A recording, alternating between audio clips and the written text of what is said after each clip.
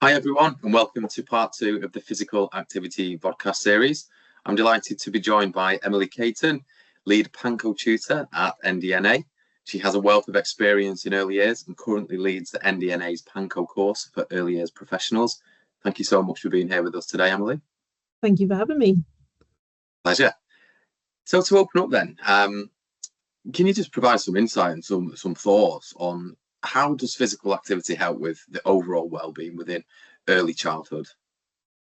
I think for me, physical activity is instinctive for children. They have to move. They've got to move to get to know those less visible parts of themselves.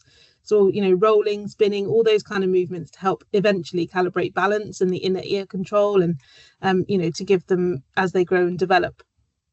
Also, physical activity, hopefully for everyone, releases all those really good feel-good endorphins, supports brain development and helps children burn off the energy in a positive way. So all of those things for physical activity: jumping, stretching, running, dancing around the room, really great ways to get moving for everyone. It doesn't just keep our bodies healthy, it helps our brain focus and, as I say, that overall well-being. And I think in contrast to that kind of screen time that we're seeing a little bit more of these days in young children, their bodies are still, their eyes are fixed, there's so much going on, they're being presented with so much information. And I think for young children, too much of that kind of screen time, less movement, fewer social interactions, and for a lot of children can really interrupt their sleep. So for me, there's got to be an element of balance. I think screens can be great for learning, don't get me wrong, there's a place for them, but movement needs to be a non-negotiable part of every child's every day. Completely agree. So thinking about all educators from all aspects and specialisms within early years, how can physical activity be provided as that essential tool, thinking about settings that do have limited access to space, for example? How can they really promote that physical activity within limitations that they have? Yeah, absolutely. I've got several settings on board of the course at the minute that don't have those huge outdoor spaces. But physical activity doesn't necessarily, especially for the younger children, doesn't necessarily mean running around a massive playground or running around a field. It is about getting them active rather than being out in those massive spaces. So just not being sat down. I've got settings that have removed chairs, for example, in their creative area, just so that the children are standing to create their masterpieces while they're painting or drawing or sticking or whatever. They've taken the chairs away to kind of build up that core strength of the children having to hold themselves up rather than always being supported by a chair. But equally, I think indoors can provide some of those big spaces too. As I said earlier, music, dance, a great way to get everybody boogieing, get everybody active, those movement-based songs, head, shoulders, knees and toes, things like that, to sort of start the day or end a story time or whatever, just to kind of give them that little bit of energy for the next part of the day. Things like obstacle courses can be done inside, using pillows to kind of jump from pillow to pillow. Tunnels, lines on the floor are really good with like masking tape or coloured tape for little mini adventure trails around an indoor space. Yoga's really good for that kind of flexibility, and again can be done quite easily indoors. Children absolutely love the pretend to be an animal, stomp like an elephant, waddle like a penguin, tiptoe like a mouse. That'll get everybody moving pretty quick. And again, going on from that, tell a story while you do that. I don't know, we're going on a trip to the zoo, put your coat on, so you're all miming putting your coat on. Then we're gonna get to the zoo, or we cycle to the zoo maybe, and make it move as they do that, as they tell that story. And I think finally, using those spaces around you, using that community around you. So if you don't have space in your setting, go to the park, go to the woods, have a little walk around your local area, see what you can find. Go out and find the spaces if you don't have one sort of on site. Try and keep them moving no matter the space you've got, I think is key. Yeah, absolutely. And I'm really interested to hear about the role of the PANCo. Could you explain a little bit more about the PANCo role and why it's important, if possible, for settings to have a dedicated PANCo? And for those considering to bring that role on stream, what first steps could you suggest they take? Yeah, sure. So a PANCo is a physical activity and nutrition coordinator. So it's a champion for healthy habits, I think, is its simplest form. And I think, is that person that is leading the way for healthy eating and physical activity for the setting. And I think having a PANCo in the setting ensures there's that structure, thoughtful approach, and keeping children active and eating healthily, rather than just hoping it happens by osmosis. I think having that person focused on it and being able to push it forward and remind people that that's what we're doing and why we're doing it, I think is really, really valuable. PANCos also support other people within their setting, so they support staff to increase their confidence and their knowledge with physical activity and nutrition, as well as supporting families. I think educating, families and staff is equally as important in that role. Lots of people don't understand or don't even know that there are minimum recommendations for the amount of physical activity that children should be getting. And I think education is key for both children, staff and families within the setting. So for us, we have there's a free Get Up to Speed with PANCo course, which is about 20 minutes, and it gives a real insight into what the course is about, what you're expected to do in order to gain that qualification, and how you then go about registering. So it's a really great offer, and there's a free wellbeing poster as well that comes along with that, which is great to show your commitment to wellbeing for staff and families. In terms of the settings themselves, obviously we discussed briefly some of the challenges that they may face in terms of space and limitations upon rolling out physical activities within their setting. So how can the PANCo role help address those issues? So as I mentioned previously, I think staff confidence is a huge barrier to supporting children and families. If people don't know or haven't experienced it, haven't read about the guidelines and what's expected for children and what's good for children, they don't then know how to support. So I think staff confidence is massive. And I think as a PANCo within that setting, you can be that person that's providing people with that information and, really helping them to upskill themselves and educating them on the importance of ensuring the children meet those guidelines every day. And, the consequences of what can happen if they don't. We've got a rise in childhood obesity and, tooth decay. It's massive for children and the long-term impacts of those things. So for me, I think staff confidence and education for staff and from parents is really good.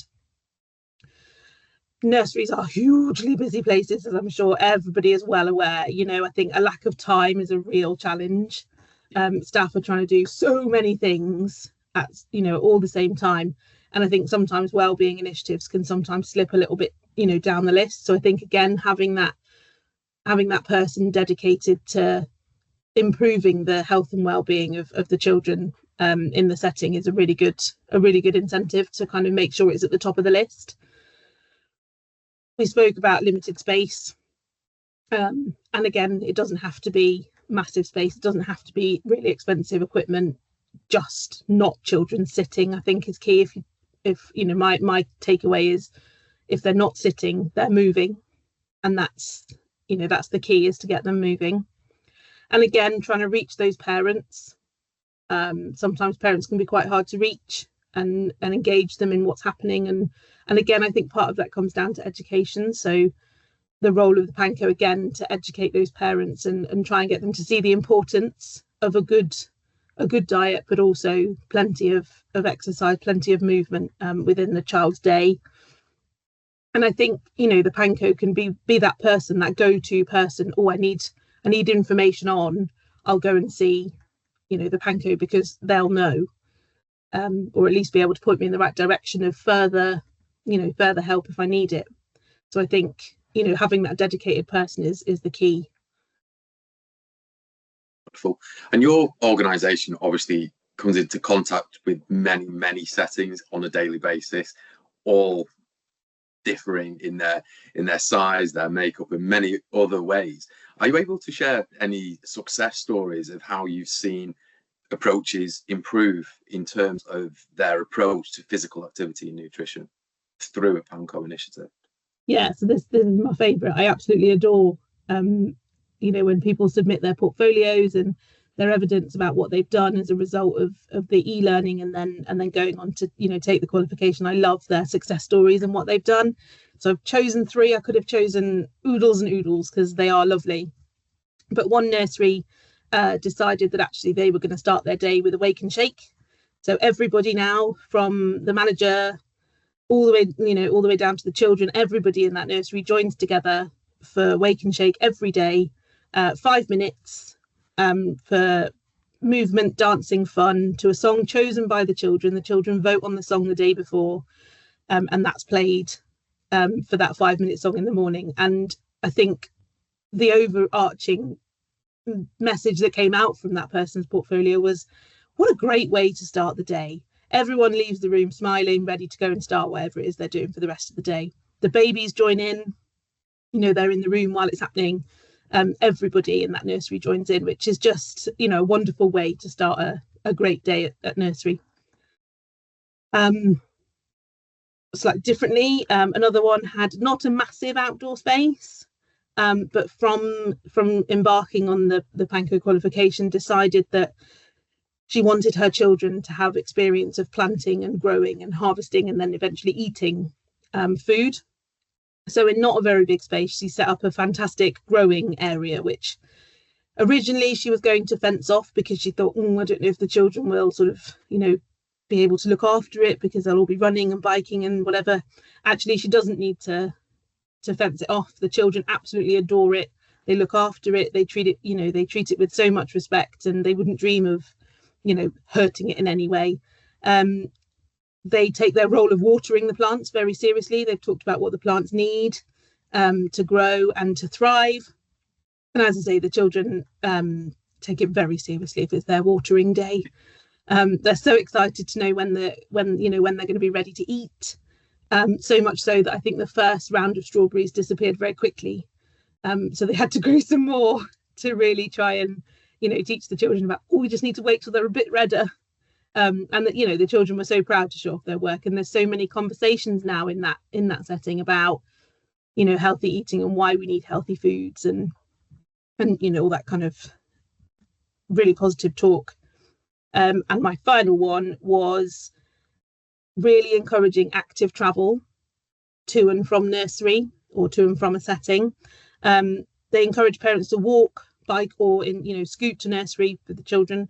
Even if they couldn't manage the whole distance, any distance that was not just outside the door was celebrated. Even if they parked, 100 meters down the road, it was, celebrated as an active way to get to nursery. The children came in each morning delighted with how they travelled and what they'd seen on the way. And parents reported that their children were far more chatty walking to nursery and walking back to the car at the end of the day than they would be if they'd been in the car from the beginning.